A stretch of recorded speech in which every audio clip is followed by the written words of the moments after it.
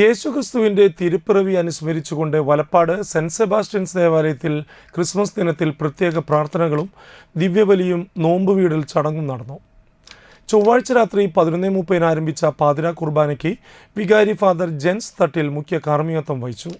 കൈക്കാരന്മാരായ CA James, Lijo George, Sijo Davis, EJ James, SEBI George, കുടുംബ കൂട്ടായ്മ, ഭക്തസംഘടനാ ഭാരവാഹികൾ എന്നിവർ നേതൃത്വം നൽകി.